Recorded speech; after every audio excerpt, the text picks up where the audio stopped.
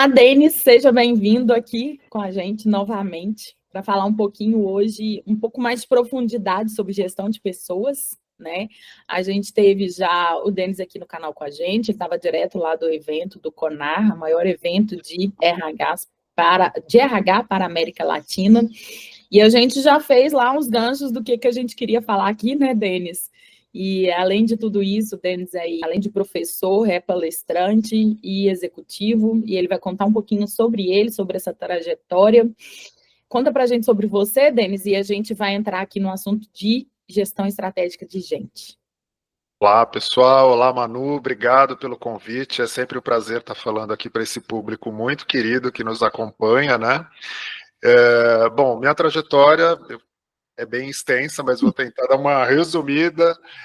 Eu trabalho há 36 anos e fiz diversas coisas, e já pegando o gancho, né, da minha trajetória, fazendo uma relação da minha trajetória com a temática de gestão de pessoas, eu vou falar o tempo todo sobre um tema muito importante que a neurociência tem tratado de forma muito particular, que é a aprendizagem, e a capacidade de desaprender para poder reaprender. Essa é a capacidade que a gente precisa ter na atualidade. E eu sou um bom exemplo disso, porque eu nasci e comecei a trabalhar numa era analógica, e eu tive que aprender a me adaptar à aprendizagem, ao mundo do trabalho digital. E o que eu acho que me facilitou bastante foi sempre ter encarado os desafios. Eu trabalhei fazendo muitas coisas diferentes. No início da carreira, eu vendi coisas na rua, fui office boy, fui operário de uma fábrica, trabalhei em escritório de contabilidade, vendi planos de turismo, Vendeu na frente do... vendi vela na porta do cemitério. Essa história é magnífica, gente.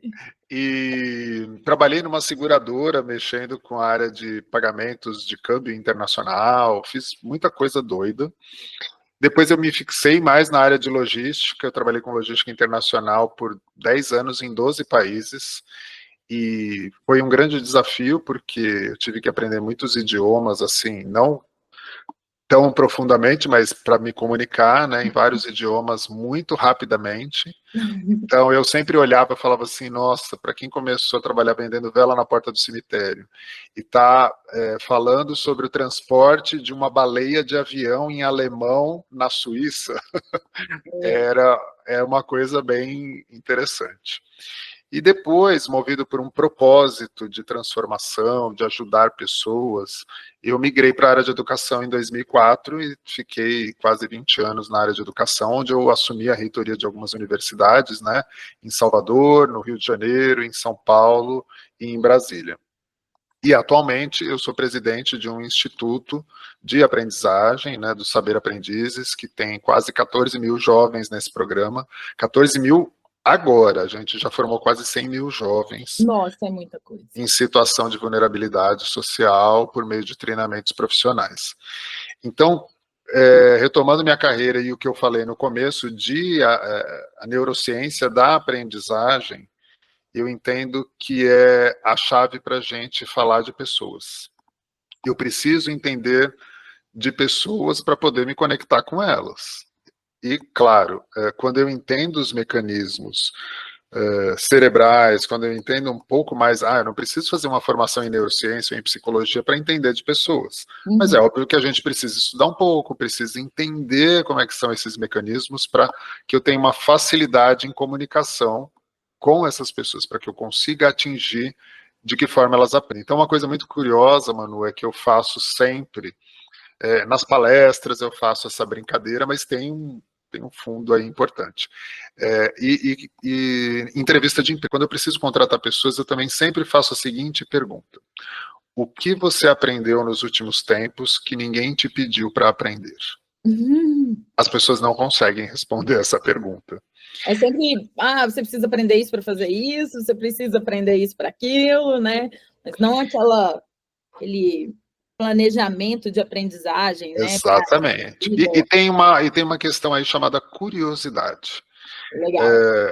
as pessoas, por conta também de uma facilidade das redes sociais, da internet, de você ficar rolando a tela e cada hora ter muitas informações, isso não é necessariamente curiosidade. Isso é o que eu chamo de infoxicação. Né? Infoxicação é quando é uma informação tóxica, né? Uhum. Por que tóxica? Ah, Denis, mas eu estou sempre me informando de todos os assuntos. Então eu pego o celular e lá vou rolando.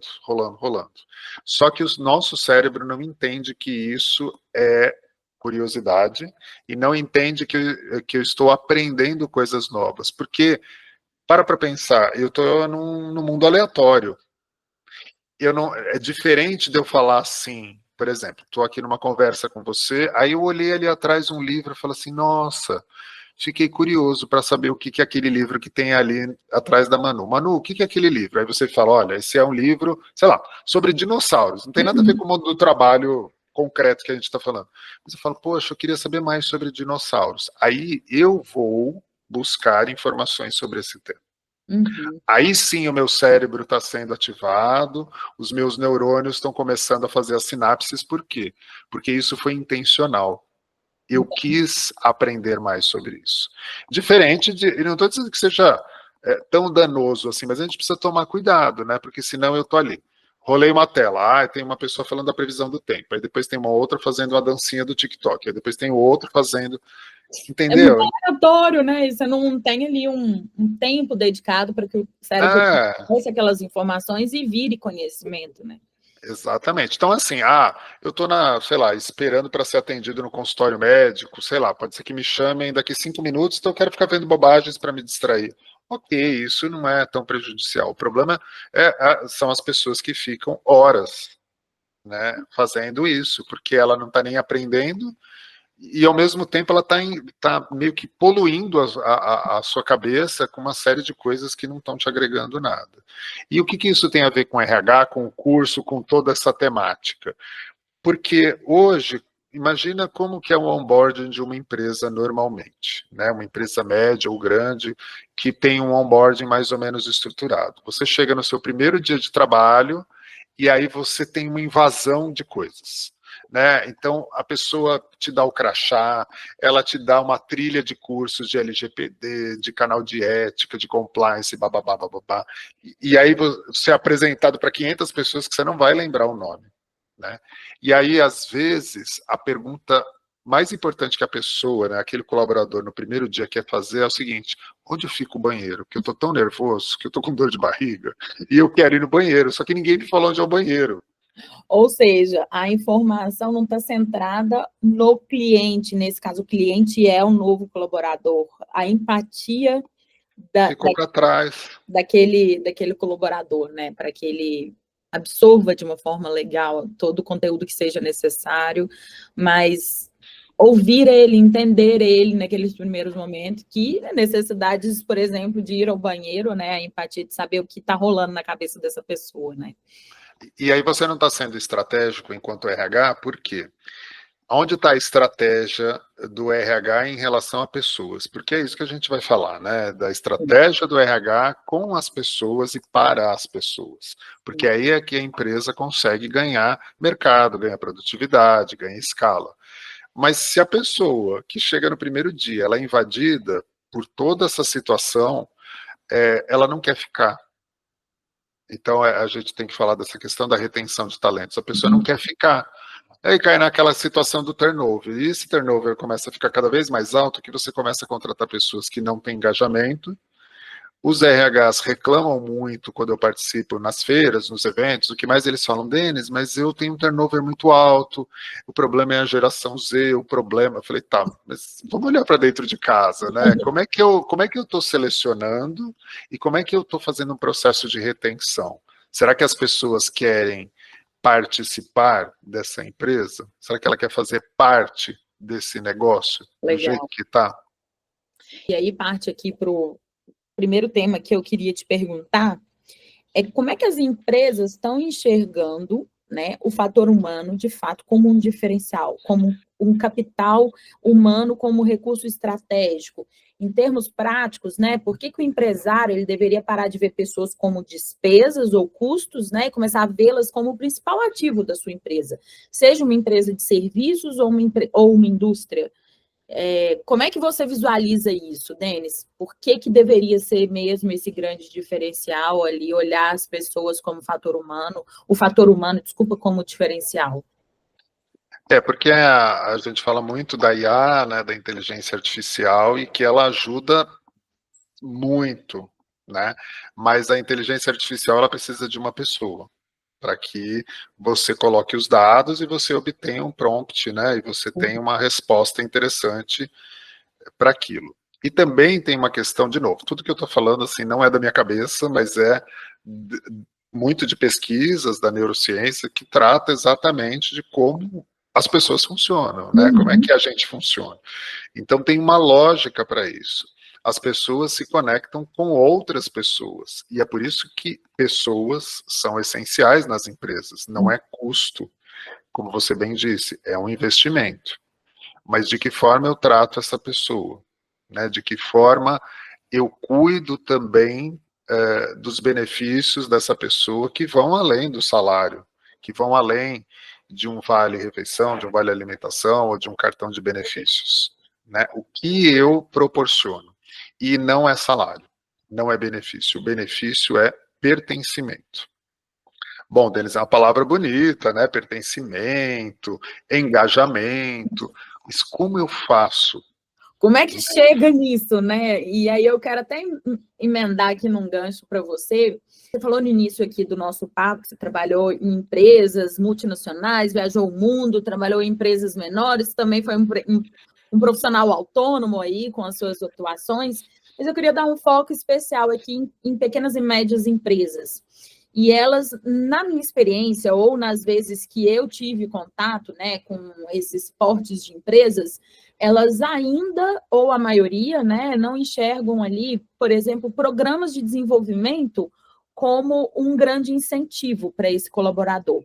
E, além disso, elas enxergam como algo que é extraordinário de ser feito, custa dinheiro, mas não pensam em soluções práticas e fáceis, como trocar ali conhecimento com o outro, né? Então, por mais que seja PMEs, a grande maioria vai ter ali as suas formações específicas e podem ser esses multiplicadores. Como é que você enxerga isso, né? Muitas empresas, como é que elas podem, né, fazer ali programas de desenvolvimento que esse desenvolvimento, né, na grande maioria, eles têm um impacto em retenção. Todo mundo que se sente desafiado e com aprendizagem, eu já acompanhei vários dados disso, né, e são dados científicos, que empresas que têm esses programas, elas retêm mais talentos.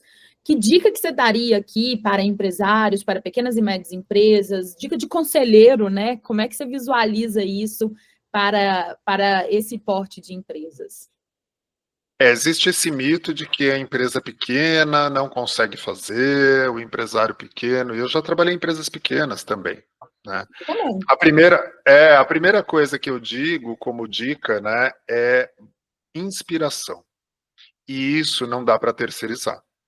Então, se você é uma pequena ou média empresa, normalmente o gestor ou o board principal, né, são pessoas que estão ali, né, no dia a dia com os demais colaboradores. Será que... E aí eu faço a pergunta, porque eu sempre digo assim, né, que a gente às vezes acaba trazendo mais perguntas instigantes do que só trazer a resposta, né? Mas aí, para você, empresário que está me ouvindo agora, você que tem um pequeno, médio negócio, presta atenção. Inspiradora para os seus colaboradores, né? Ou você só está presente, você chega e fica ali presente, ou você está de verdade presente, as pessoas entendem que você é uma figura importante, que você é a alma do negócio, que você realmente é apaixonado por aquilo, porque as pessoas têm que sentir essa paixão também, elas têm que comprar isso. Elas têm que estar matriculadas nessa ideia, né? Exatamente, ela tem que falar assim, poxa, eu trabalho numa empresa pequena, vou dar um exemplo, pessoal, né, a minha irmã, ela trabalha num escritório de advocacia que é especializado em leilão. Então, são poucos colaboradores. E ela fala assim, olha, às vezes eu falo, pô, você não pensa em trabalhar numa empresa maior e tal? Ela fala, não, eu gosto muito, porque eu tenho uma liberdade, porque o doutor fulano e tal, né, ele é um cara muito legal, ele é participativo, ele chama a gente para ir na feira comer pastel. Então, assim, a gente tem que ser criativo. Quando a gente é uma empresa pequena e média, eu não preciso, muitas vezes, poxa, eu não consigo contratar uma mega blaster consultoria muito cara, mas eu posso contratar uma consultoria que vai atender o meu nicho de negócios, não é? E ser Então, criativo, né, nesses e ser programas. criativo e abrir o jogo, falar assim, então imagina que eu sou esse empresário, estou falando com você, Manu, falo assim, Manu, eu sei que você tem uma consultoria, mas de repente eu estou num porte ainda pequeno, eu quero fazer alguma coisa, mas você consegue customizar para Vamos mim? fazer um collab aqui diferente. Para mim, a realidade, olha, eu tenho 10 colaboradores, mas eu preciso fazer com que eles entendam que eu tenho um programa de treinamento, que eu tenho um programa de acompanhamento, que eu tenho um programa de gestão, né? Então, isso não dá para terceirizar, isso é a empatia, né, do board principal e contratar empresas, né, parceiras aí que falam assim, ó, vamos entrar nessa empreitada juntos, né, para poder trabalhar esses colaboradores. Então, eu acredito que é possível, mas a gente tem que ser realista e pé no chão. Olha, não tenho condições de fazer todos esses programas que uma multinacional fazem, mas o que cabe para a minha empresa, E né, para o meu porte? conhecimento no mundo de hoje custa R$ 0 se você tem um acesso à internet. E aí, você me fez lembrar aqui, Denis, do método Kumbuka, né, muito difundido pelo Vicente Falcone, que precisa de quê? De um livro. E esse livro pode tirar foto e não precisa nem comprar. E hoje você tem vários livros digitais. E aí, para quem não sabe, né, o método Kumbuka, vou falar rapidamente, ele consiste numa leitura em grupo e de uma discussão em grupo. E quando a gente fala de neurociência, como o Denis estava falando, a pirâmide de Glasser, que fala sobre os processos de aprendizagem, dentro dessa pirâmide, uma que tem o maior fator de agregar conhecimento, ou seja, de você ter maior possibilidade de agregar conhecimento por estudo, é a discussão. É a apresentação de um tema, né? Se eu não me engano, é mais de 70% um desses dois que eu estou falando. Então, essa discussão, a leitura, reunião de pessoas juntas e discutir o mesmo tema, já vai potencializar. E eu já fiz isso na prática em mais de 20 rodadas de Kumbuka de um único livro, fora os outros. Que eu, sempre quando eu estava implantando o modelo de gestão, eu implantava, eu começava ali pelo beabá da gestão, que me ajudava muito, que era o livro do Falcone, O Verdadeiro Poder. De, sei lá quantos anos atrás, mas para mim ele está válido até hoje, não mudou nada. Chamam aí de novos métodos de gestão, OKRs, não sei o quê, agora eu estou vendo que tem também um outro método, Denis, que quais são as pedras e as areias, que são as metas maiores e as metas menores. Achei incrível, né? Mas aí vai inovando o nome, mas tudo bem. A base é a mesma, né? A base é a mesma. E é para manter essa criatividade, trazer... O famoso, faça o trabalho que tem que ser feito, né? Exato, trazer um trenzinho novo ali, um jeitinho novo de falar, isso é ótimo. Mas a essência é o que eu falo muito sobre método. O método, ele tem que estar aqui. Ele é um pano de fundo. Né? O que vai nos guiar, o que vai nos moldar, eu amei a sua fala sobre a inspiração. Então, a inspiração não dá para terceirizar. Vou planejar aqui um post, montar uma collab lá nossa e vou postar como by Denis Lopes. Não, e aí, associado a isso, inspiração, só para não perder, e a gente volta e você vai perguntar, mas inspiração, e tem uma outra coisa que está muito associada ao papel da liderança, que é o entendimento da expectativa do colaborador. Isso, para mim, também é algo... Explica o que você está querendo dizer com isso. Matador, tá? Eu vou trazer um exemplo muito prático sobre entendimento de expectativa. E eu vou trazer, embora não seja com colaborador, mas é uma analogia que dá para todo mundo vai conseguir entender o que eu quero dizer. Quando eu assumi a reitoria de uma universidade muito grande aí, me falaram assim, Denis, você tem que chamar todos os alunos de medicina que pagam um valor de mensalidade muito alto e você tem que dizer para eles assim, que o grande diferencial é que a gente vai comprar 5 bonecos que custam $500.000 e isso é para encher os olhos dos alunos e tal, para eles comprarem a ideia de que é muito legal. Eu falei, beleza, mas como também já era bem experiente na área, eu falei assim, eu gosto sempre de entender a expectativa do outro, seja do colaborador ou, nesse caso, do aluno, né? E aí chamei os alunos, chamei o pessoal das ligas, das atléticas, porque eles aqui acabam mobilizando toda a massa, né? E falei, olha... São inspiradores em São si? inspiradores. Aí eu falei assim, gente, olha só, estou assumindo aqui a reitoria, e eu quero saber o que vocês gostariam que eu fizesse por vocês. Aí eles assim, qualquer coisa? Eu falei, qualquer coisa, sem limites, pode pedir qualquer coisa. E eles falaram assim, bom, a gente quer 6 bolas de handball e que o senhor conserte a rede da quadra, que está furada. Eles só queriam praticar o esporte e treinar para os jogos. Eu falei, gente, então tá, eu vou dar 6 bolas de handball e vou consertar a rede da quadra. Aí eles entraram, né, no delírio, foi ótimo. Eu falei, só que além disso, tem mais um adicional, um pequeno adicional, um plus aí. Eu tô trazendo aí mais 8 robôs, bonecos, né, que simulam a vida, que custam $500.000. Eles, nossa! Então, veja, é isso que faz o efeito uau, é isso que surpreende a pessoa. Então, às vezes você chama o colaborador e as pessoas falam assim, poxa, chamei uma pessoa que falei para ela que eu estou dando um aumento de X% e ela falou assim, obrigado. Aí eu falo para essa pessoa, mas o que você esperava dela? Eu queria que ela me agradecesse, que chorasse, que ficasse emocionada. Eu falei, então, mas você está dando algo que é esperado, ou seja, você está remunerando o trabalho dela. Né? Mas eu remunerei a mais. Sim, será que você não está dando mais trabalho para essa pessoa? Será que ela entregou mais coisas, né? E aí ela está subindo ali a cadeirinha, aumentando a cadeira. Exatamente. Né? Agora, o que você poderia fazer para surpreender ela? Sabe? Pensa no que seria interessante para ela fora disso. Né? Às vezes uma coisa que para a empresa não vai custar tanto assim, mas é uma experiência. Você poderia ter chamado ela para almoçar num restaurante legal, provocar uma experiência diferente e no final contar a mesma coisa.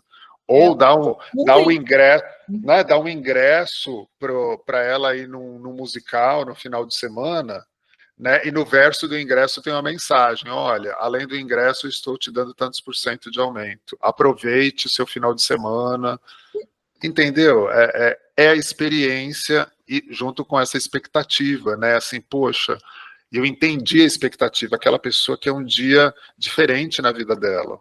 Né? Não é só uma carta, olha, você recebeu um aumento, está aqui. Vou te dar um exemplo, que não dá, são muitos, né? Vamos trazer um de hoje que é muito legal o de hoje. Aqui no Saber, a gente está com 2 grávidas, né? E uma delas, o que aconteceu? Ela era estagiária e a gente efetivou ela, né? Uma pedagoga e uma menina incrível, sabe? Excepcional. Aí ela, 1 semana ou 2 semanas depois que a gente efetivou, ela descobriu que estava grávida. E ela ficou morrendo de medo, assim, preocupada. Ela falou, nossa, o que será que vão achar? Então, o medo dela era o julgamento das pessoas, né?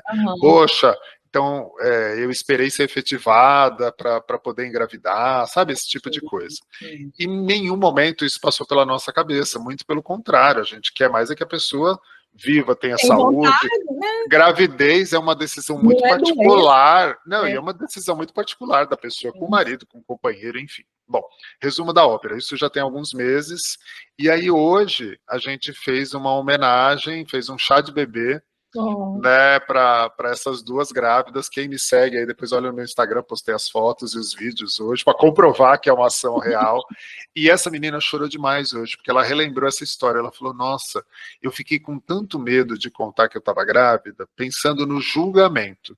Ela falou, e eu só recebi acolhimento aqui. Ela falou, então eu só tenho a agradecer. Então, olha como você muda a perspectiva, essa pessoa, e aí ela falou assim, eu adoro trabalhar aqui. Porque eu me sinto parte desse negócio. Então, vejam, vai além do salário, vai além de um benefício. Vai muito além, né? Esse acolhimento é algo que faz muita diferença para o colaborador, né? E é muito além de remuneração. Claro. Muito além de remuneração. E aí, até pegando esse gancho, Denis, a parte da remuneração estratégica é um mecanismo muito utilizado nas empresas. Uhum. E aí, a remuneração estratégica, gente, nós estamos falando de programa de bônus, que aí vai ter um PLR, uma gratificação no final de um ciclo, né? Tem empresas que fazem anualmente, tem empresas que fazem, eu já vi startups que fazem ali programas menores, 3 em 3 meses, 6 em 6 meses, enfim. Né? Ela é um tipo de mecanismo utilizado e que, se bem utilizado, você alcança resultados incríveis. E aí eu estou pensando muito nisso, dessa perspectiva emocional, né, da remuneração, né? Como é que você visualiza isso, se houvessem ali atributos que contemplassem essa remuneração? Não sei se eu estou dando uma viajada aqui, mas estou pensando em novas formas de compor esse programa, né, de metas, para que isso, né, de alguma forma reconheça as pessoas. Eu já vi programas de excelência, por exemplo, onde tinha o programa de excelência e aí os prêmios, né, além de ali uma remuneração, era uma reforma na área para os colaboradores, para trazer mais conforto, era programas de viagens, já tem várias empresas fazendo programas, benefícios, né, com desconto de viagens, etc. Como é que você visualiza essa ideia? O que você acha sobre isso? Esse é o caminho, né? Porque os recursos são finitos. Então, principalmente aí, a gente pensando numa empresa média e pequena, que às vezes tem um budget muito apertado, e então não dá para você falar assim, nossa, eu vou ter um programa que eu consigo dar 2, 3 remunerações variáveis e mais aumento e mais uma série de benefícios durante um ano, né? É impossível, né? Porque às vezes você está num momento aí, num mundo meio VUCA, né, que você não sabe o que vai acontecer. Imagina empresas que dependem de exportação, né, no momento que tem uma crise internacional, então é muito complicado. Por isso que esse mecanismo que você falou, eu acredito que seja o mais interessante, porque são aqueles benefícios individuais e também os coletivos, né, de entendimento, assim, olha, gente, vamos construir, né, quais seriam, e de novo, não adianta prever, falar assim, olha, eu acho, você não acha nada, gente, ninguém acha nada, porque o achismo sempre erra. Eu tenho que perguntar. Ouvir, né? Pessoal, olha, para 2026 eu quero fazer um plano de benefícios que, assim, para quem bater a meta, a gente vai individualmente, né? Cada um vai ter o seu plano aí, mas coletivamente a gente vai trazer um benefício para aquele setor ou para todo mundo. Então, se bater a meta geral, a gente tem algo comum. O que é algo comum? A dica aí, empresários, olha, não, pega essa dica. Então, eu tenho primeiro o bem comum. Então, batemos a meta total, a meta da empresa toda. Então, eu acho que todo mundo tem que ganhar de alguma forma. De que forma? O que é a área coletiva? O que todo mundo entende que é um benefício para todo mundo? Conversei com o meu time, eles entendem que se eu tivesse uma cadeira de balanço ali para o momento de descanso, enfim, uns puffs, seria legal. Então, iremos comprar os puffs, vamos fazer essa área quando a gente bater toda a meta. Então, todo mundo tem que dar a mão, porque senão não adianta um departamento fazer e o outro não. E por departamento, o que eu posso fazer por departamento? Pensando numa empresa, de repente, um pouco mais média do que pequena, que tem departamento, sei lá, com 3, 4 pessoas, pelo menos, né? O que cada departamento vai ganhar? Esse departamento conseguiu bater tal meta individual, né? A meta do departamento, da área. Então, a gente vai dar um benefício para aquele grupo específico. E aí eu tenho que entender o que aquele grupo entende que é bom. Programas também de economia sustentável. Poxa, quais são os departamentos que economizaram? Então, eu tenho um budget para cada departamento, mas quais foram os mais econômicos e por quê? Esse departamento economizou papel porque eles desenvolveram um fluxo que agora não precisa mais usar papel. Poxa, deixamos de gastar papel, então eles vão ganhar a contrapartida com alguma outra coisa. Né? Então, eu acho que esse esquema de recompensa baseado no esforço também, né? Porque não é só dar porque caiu do céu, né? Mas tem que ter um mérito aí, um esforço, uma inteligência, as pessoas mostram, né, que elas foram desafiadas, né? Eu faço muito isso com os meus times, assim, dos desafios, né? E eu sempre falo, cara, vocês são muito inteligentes, vocês são muito criativos, e vocês se superaram na atividade tal. Agora, minha expectativa está lá em cima. O que vocês vão fazer agora? O que vai vir de Isso novo? gera, né? A pessoa fica assim, não, quero surpreender o Denis, né? Isso é muito legal. Muito bom. Denis, acho que a gente abordou temas extremamente estratégicos aqui, né, do ponto de vista de gente.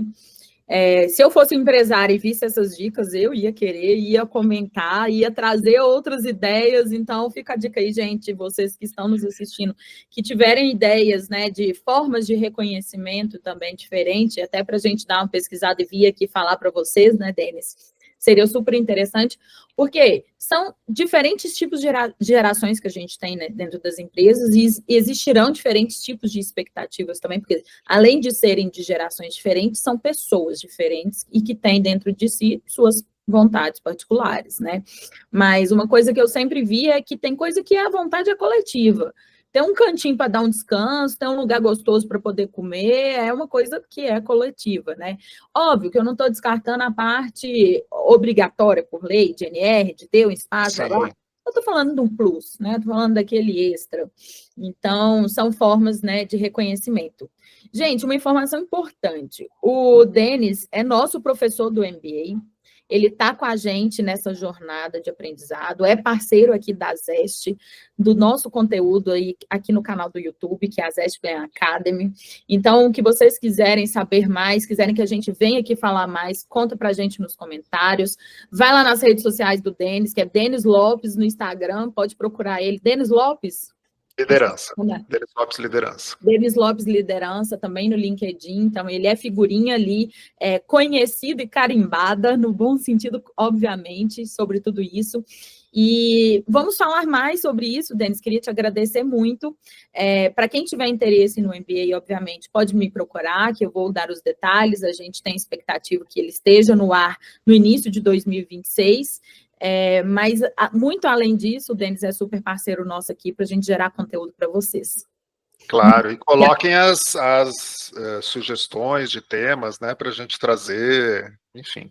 Não tem tema proibido, é só instigar a gente que a gente faz. Que a gente fala. Denis, muito obrigada pelo seu tempo, pela sua dedicação e por todo o trabalho social que você faz e também de desenvolvimento de pessoas, né, que a gente sabe que isso tem um diferencial muito grande. Obrigado, Manu, até a próxima.